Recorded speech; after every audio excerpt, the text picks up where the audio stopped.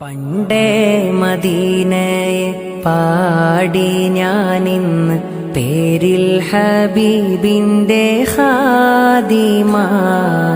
അന്നേ തൊട്ടിന്നോളം നൂറിൻ പൂമുഖം കണ്ടില്ലേൽ ഞാനെന്ത് മാദിഹ. എന്നും മുഹിബിന്റെ മുന്നിൽ മദ്ഹെത്ര പാടി ഞാനിന്നെന്ത്